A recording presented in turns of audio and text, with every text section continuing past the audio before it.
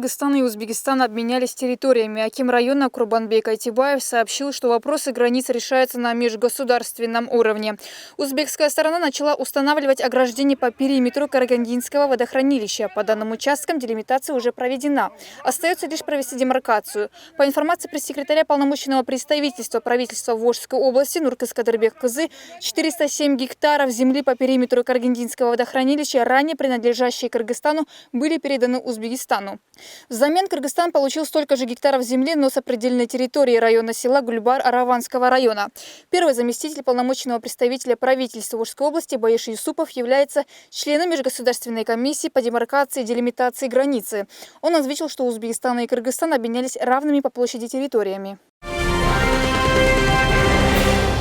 Москва, Бишкек на экономической конференции обсудили перспективы сотрудничества двух столиц в экономической и инвестиционной сферах, создания умных городов, транспортной инфраструктуры и программ оказания государственных услуг. На мероприятии с презентациями выступили гости из Москвы, чрезвычайный полномочный посол России Николай Удовиченко, министр правительства Москвы Сергей Черемин и другие. В начале мероприятия с приветственным словом выступил мэр города Бишкек Азиз Суракматов.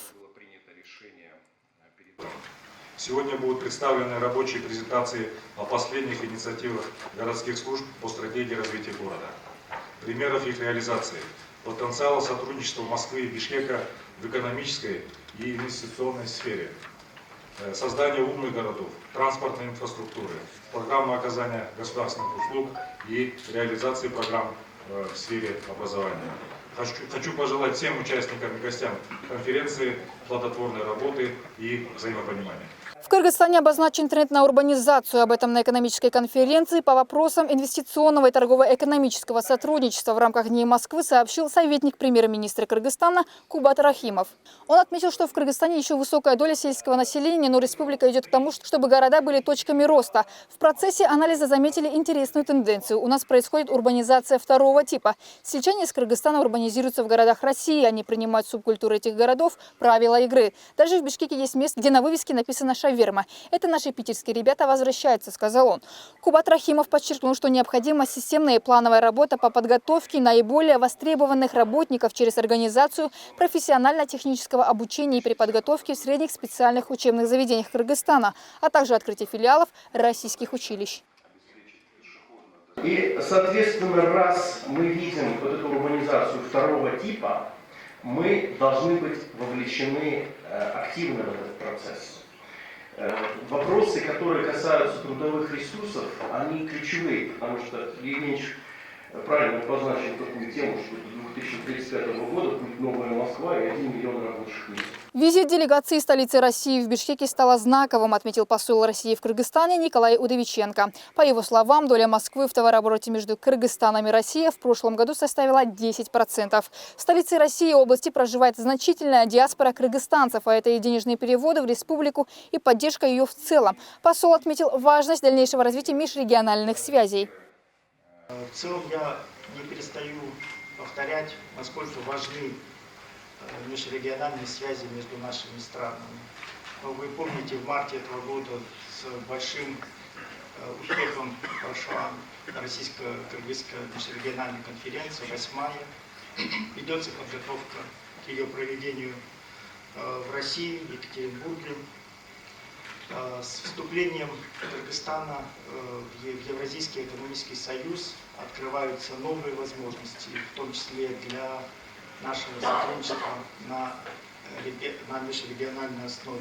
Также значимость кыргызской диаспоры отметил и министр правительства Москвы Сергей Черемин. Сегодня кыргызская диаспора занимает очень важное место в разных социальных и культурных проектах города. Многие ее представители работают на высокотехнологичных предприятиях, отметил он, выступая на конференции. Сотрудничество между Россией и Кыргызстаном развивается быстрыми темпами, и Москва готова поделиться с Бишкеком опытом внедрения самых совершенных информационных технологий. В Москве очень низкий уровень безработицы, всего лишь 0,6%. Это самый низкий показатель среди крупнейших мегаполисов мира. При этом Москва имеет профицит рабочих мест, почему к нам и приезжают очень много соотечественников из различных стран СНГ, стран Евразийского союза. В ходе экономической конференции была предоставлена информация о последних инициативах городских властей касательно стратегии развития города, примеров их реализации. Отметим, экономическая конференция по вопросам инвестиционного и торгово-экономического сотрудничества состоялась в рамках Дней Москвы в Бишкеке.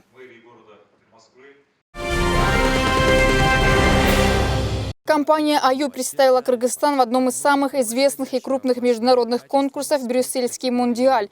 Среди 1700 брендов из разных стран мира бренд «Аю» завоевал золотую медаль. Популярный конкурс состоялся в Бельгии. Высокая награда на престижном конкурсе говорит о хорошем качестве продукта. Это дает полное основание говорить о том, что кыргызская компания производит продукцию ничем не хуже мировых брендов.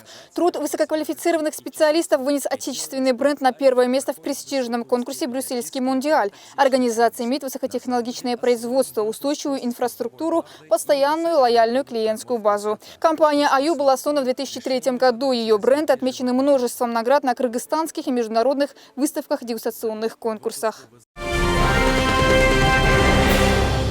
Экс-заместителя министра внутренних дел Курсана Асанова пригласили на заседание Государственной комиссии по изучению событий 7-8 августа в селе Койташ. Об этом сообщили в пресс-службе правительства. Отмечается, что также на следующее заседание приглашены депутат Джорку Кенеша Асель Кудуранова и экс-депутат Равшан Джейнбеков. Госкомиссия разделилась на две рабочие группы по изучению причинно-следственных связей, повлекших за собой события в селе Койташ, и по подготовке анализа событий, произошедших 7-8 августа.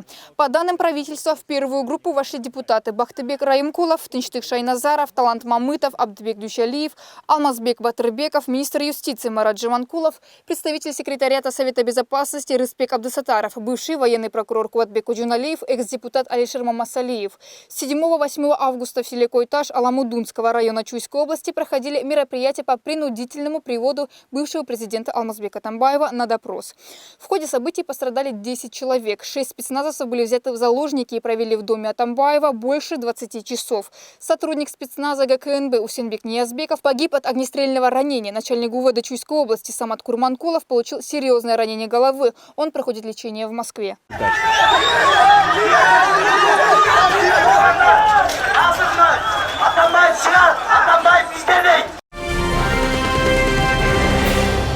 Оперуполномоченный ГУВД Чуйской области Казыбек Бапышев арестован 10 сентября. Он является родным братом мужчин, которых подозревают в жестоком избиении двоих бишкекчан возле супермаркета в микрорайоне Джал. Об этом сообщили в ГКНБ. Напомним, 28 августа утром двое мужчин жестоко избили двоих бишкекчан. Казыбек Бапышев после избиения мужчин возле супермаркета в микрорайоне Джал прибыл на место происшествия для воспрепятствования раскрытию преступления. Экипаж ППСМ ГУВД вместе с Казыбеком Бапышевым осознанно укрыл причастных к преступлению лиц. Инцидент зарегистрирован прокуратурой Ленинского района в ЕРПП по фактам злоупотребления должностным положением и укрывательства тяжкого преступления сотрудниками органов внутренних дел. Расследование поручено ГКНБ. Задержанный выдворен в ИВС СИЗО ГКНБ. Ведется следствие. Было возбуждено уголовное дело по статье «Хулиганство» Уголовного кодекса Кыргызской Республики, которая позже была переквалифицирована на статью «Покушение на убийство». Кроме того, возбуждено дело на сотрудников милиции, которые приехали на место, и в отношении оперативника ГУВД Чуйской области Казыбека Бапышева, который уговорил других милиционеров отпустить нападавших. Позже подозреваемые в жестоком избиении в Бишкеке сами пришли в милицию, но показания давать отказываются. В рамках проекта «Безопасный город» установлено более 800 камер видеонаблюдения с функцией распознавания лиц. Об этом сообщил премьер-министр Мухаммедкалый Абылгазиев на заседании антикоррупционного совета. По данным пресс-службы правительства, на участках, где размещены аппаратно-программные комплексы в Бишкеке, наблюдается снижение ДТП на 46,9%, в Чуйской области на 50%. На основании этого полагаем, что на данных участках имеет место не только снижение аварийности и реальное сокращение количества нарушений правил дорожного движения, но и профилактика коррупции, а также улучшение организации движения транспорта и пешеходов. Сейчас проводятся работы по реализации второго этапа проекта «Безопасный город», который должен охватить всю территорию республики, 7 областей, 2 города республиканского значения, 15 городов областного и районного значения, 73 населенных пунктов страны, сказал Абылгазиев. Реализация проекта «Безопасный город» началась 12 февраля 2019 года. 23 августа тендерная комиссия по реализации второго этапа проекта проекта «Безопасный город» вскрыла конкурсные заявки участников. Наименьшую сумму предложила китайская компания. Она оценила свои услуги в 2 миллиарда 654 миллиона 558 тысяч сомов. Официально победитель тендера еще не объявлен. Каныбек Исаков назначен министром образования и науки. Соответствующий указ 11 сентября подписал президент Сооронбай Жээнбеков.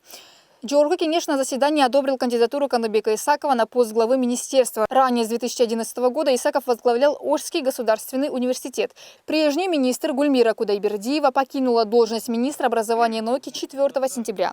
Каныбек Исаков родился 4 июня 1969 года в селе Джангноукат Ошской области. В 1993 году с отличием окончил Ошский государственный университет по специальности «Кыргызский язык и литература». Защитил докторскую диссертацию на теме «Природа и истоки процесса развития и формирования кыргызской басни».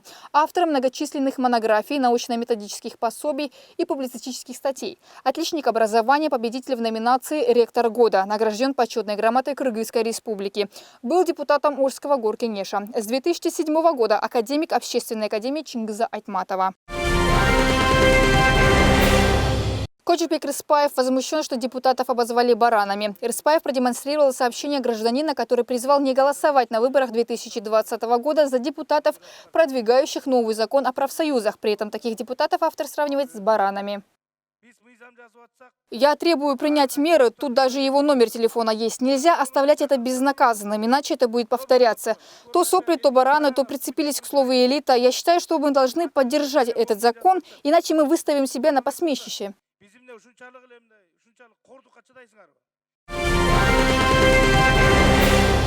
Правительство Кыргызстана рассматривает вопрос создания специализированного жилищного фонда для социально уязвимых категорий граждан, сообщила пресс-служба Кабмина. Кыргызстан ратифицировал Конвенции ООН о правах детей и лиц с инвалидностью, взяв на себя соответствующие обязательства. Одно из таких обязательств подразумевает обеспечение права на жилье. По предварительным расчетам на это требуется дополнительно изыскать более 20 миллиардов сомов. Правительство сообщает, что в республике несколько тысяч детей и подростков, оставшихся без попечения родителей. Часть из них круглые сироты.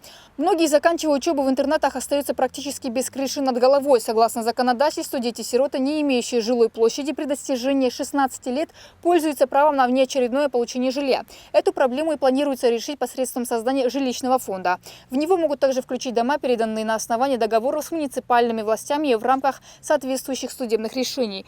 Жилые помещения также будут предоставлять за счет конфискованного имущества на основании обвинительного приговора суда, переданного жилищному фонду по решению уполномоченного органа пожертвований физических и юридических лиц, международных финансовых институтов и других организаций. Проект положения сейчас согласовывается с профильными госорганами.